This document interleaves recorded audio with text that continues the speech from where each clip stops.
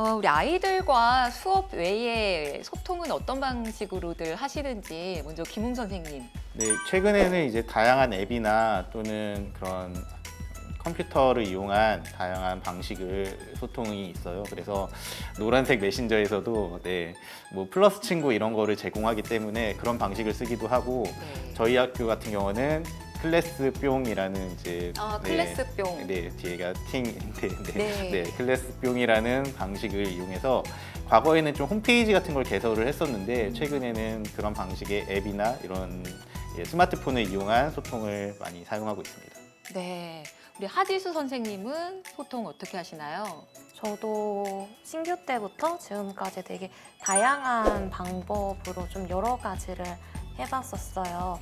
저는 밴드, 그리고 카카오톡 플러스 친구, 클래스핑까지 다 한 번씩 써봤었거든요. 네. 그런데 제가 이렇게 여러 가지 사용해보면서 느낀 거는 근데 어떤 플랫폼이든 상관이 없구나 그거를 많이 느꼈어요. 이제 어떤 플랫폼이든 이제 저희가 이걸 전달만 하면 되는 거고 저는 그 카카오톡이라는 그 단체 채팅방이라는 거에 대해서 처음에는 좀 거부감이 있었거든요. 아이들이 여기에 혹시 쓰면 안 되는 말을 쓰면 어떡하지?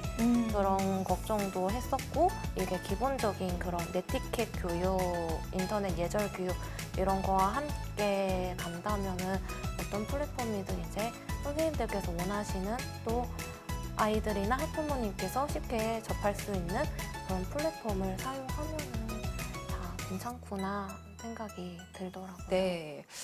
소통 창구가 이제 코로나 이후로 더 다양해지면서 서로 예절을 지킬 수 있는 어떤 정확한 기준에 대한 설정을 미리 하고 가면 어떤 플랫폼이든 다 소통은 원활히 될 수 있다. 뭐 이렇게 또 이야기를 풀어볼 수 있겠네요. 우리 선생님들 중에는 70년대, 8, 90년대 MZ세대까지 여러 나이대의 선생님들이 계시잖아요.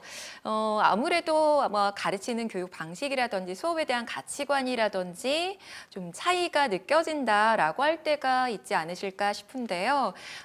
우리 권한결 선생님은 어떠세요? 정말 나이대가 다양하시지만 뭐 옆반에는 거의 저희 어머니보다 나이가 많으신 선생님도 계시고 네. 또 저처럼 젊은 선생님들도 계시고 또 중간 나이대 선생님들도 계신데 방식은 조금씩 다를 수 있지만 정말 다들 너무 잘 하시는 것 같아요. 제가 보기에는 아이들에게 좋은 것을 주시려고 하는 마음이 다 같으셔서 그런 것 같고 또 그것을 위해서 계속 노력하시고 또 최선을 다하시니까 아이들이 다 느끼고 잘 자라는 것 같아요. 그래서 자기만의 교육관에 따라서 방식은 다 다를 수 있지만 다 선생님들께서 학생들이 성장하기 위해서 무엇을 줘야 되는지 잘 아시는 전문가 분들이시니까 다 잘 하시는 것 같고 정답은 저도, 없지만 열정 있게 또 우리 선생님들이 다 해주고 계시다 뭐 이런 말씀이셨고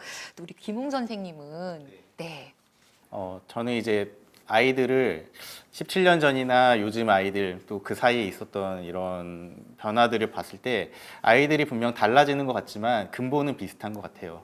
예, 아이들의 어떤 본질적인 그런 면은 여전히 아이고 그런 부분은 비슷한 것 같습니다. 한 가지 이제 선생님들한테 팁을 좀 드리자면은 아이들은 변화에 상당히 민감해하고 상당히 지루한 걸 싫어해요. 그래서 저희가 집에서도 좀 지겨워지면 가구 배치를 바꾸듯이 학급 경영을 할 때도 방식을 좀 한 분기나 뭐 반기 이렇게 어떤 시점을 통해서 바꾸어 주는 것이 좀 필요하다고 생각이 들어요. 그래서 아이들이 계속 같은 방식으로 하게 되면은 또 이거네 해서 아이들도 지겨워하고 선생님도 약간 지겨워하고 패턴에 좀 익숙해지는데 그럴 때 한 번씩 변화를 주는 것도 좋다. 그리고 또 아이들은 처음부터 너무 심한 강도로 하면 그 강도에 적응을 해버려요. 예를 들어서 저희 반 같은 경우는 좀 좋지 않은 말을 썼을 때 바른말 고운말이라고 해서 이렇게 쓰는 부분이 있는데 그냥 글씨를 똑같이 말을 바르게 써야 한다는 문구를 반복해서 쓰는 거예요. 근데 처음부터 10번씩을 쓰게 했더니 네. 10개를 아무렇지도 않게 생각하더라고요. 어. 그래서 나중에 근데 100번 이렇게 시켜버리면은 이게 너무 그쵸. 학생에게 좋지 않은 영향을 오히려 줄 수 있는 것 같아요. 네. 근데 그 다음에는 처음에는 너 이거 잘못하면 이거 쓰게 돼 이렇게 말로만 경고를 하다가 정말로 처음으로 한 번 써라고 했을 때 그게 그 아이한테는 너무 이제 큰 내가 큰 잘못을 했구나 이렇게 느끼게 되더라고요. 그래서 처음부터 강한 자극을 주면 이후에는 더 강한 자극이 필요하기 때문에 이런 완급 조절이 좀 필요한 것 같습니다. 네, 우리 하지수 선생님께서는 세대별 차이라든지 이런 걸 좀 경험하신 게 있는지 궁금합니다. 저는 세대별 차이보다는 약간 선생님들별로 이제 이렇게 뭔가 같은 수업을 하더라도 수업을 진행하는 방식이나 아니면 수업에 좀 활용하는 기자재들이 좀 많이 달라져요. 아, 네. 저는 그래가지고 이제 동학년 선생님들과도 이제 이 수업 어떻게 진행하시는지 그런 거 여쭤보고 그래서 거기서 좀 아이디어를 얻어가지고 수업을 진행하기도 하고 그리고 요즘에는 선생님들 사이에서 이제 전문적 학습 공동체라고 많은 모임들이 좀 활성화가 되어 있어요. 뭐 저희 학교는 좀 혁신학교여가지고 이 전문적 학습 공동체가 좀 더 활성화되어 있거든요. 그래서 지금은 코로나 때문에 모이지 못하지만 코로나 전에는 이제 전학공에서 이제 일주일에 한 번씩 선생님들 만나서 이제 학급 나눔 이런 거 하면서 그리고 이제 주간 학습 안내를 같이 짜면서 수업을 어떻게 운영할지 그걸 같이 토의해서 진행하기도 했었고 그리고 저는 이제 참쌤스쿨이라고 네. 교사 모임도 하고 있는데 이제 참쌤스쿨에서 좀 열정 있는 선생님들이 이렇게 이제 어떻게 하는지 근데 그런 걸 보면서 좀 약간 자극도 받고 오 이렇게 수업을 하면은 정말 아이들이 좋아하겠다 아이들이 좀 학습 목표에 도달할 수 있겠다 그런 생각이 드는 거 있으면 저도 이제 가져와서 저희 학급에 적용시켜보고 네. 그렇게 약간 수업을 꾸려나가는 것 같아요. 아, 네. 선생님들 간의 소통도 굉장히 중요한 네, 역할이 되겠다라는 생각이 듭니다. 근데 우리 선생님들은 학교에서 단순하게 아이들만 가르치시는 게 아니라 행정 업무도 하시잖아요. 어느 정도 비중인지 힘드시진 않는지 좀 궁금합니다. 가장 먼저 우리 김웅 선생님부터. 네, 저는 좀 재밌었던 에피소드가 하나 있는데 초임 때, 그러니까 2004년이에요. 네. 그 당시는 학교에 배움터 지킴이 선생님이라고 해서 이제 학교를 관리하시는 분이 안 계시고 선생님들이 거의 아침에 교통지도도 하고 선생님들이 아침에 아이들 맞이도 하고 했었는데 한 번은 정말 큰 개가 학교에 들어오려고 하더라고요. 네. 그래서 아이들은 바로 옆에 있는데 너무 위험해서 이 개를 어떻게 해야 되나 고민을 하고 있는데 학부모님들이 제가 교사인 걸 아니까 빨리 개를 쫓아내라고 이렇게 말씀을 하시더라고요. 그래서 정말 저도 두려웠지만 다행히 목줄은 있어서 목줄을 잡고 네.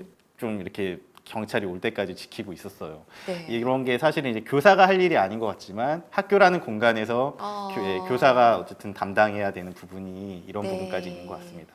최근에는 저는 이제 정보 관련된 업무를 좀 맡고 있는데 네. 뭐 네트워크 기자재 이런 사실은 교사로서는 좀 알기 어려운 부분까지 맡아야 하는 경우들이 있어서 뭐 스위칭 허브가 뭔지 뭐 또 최근에는 이제 교실마다 와이파이 기기를 설치하고 있는데 뭐 이게 몇 년 됐는지 뭐 이런 거를 알아야 하더라고요. 그래서 네. 이런 부분까지도 교사의 일이 되고 있습니다.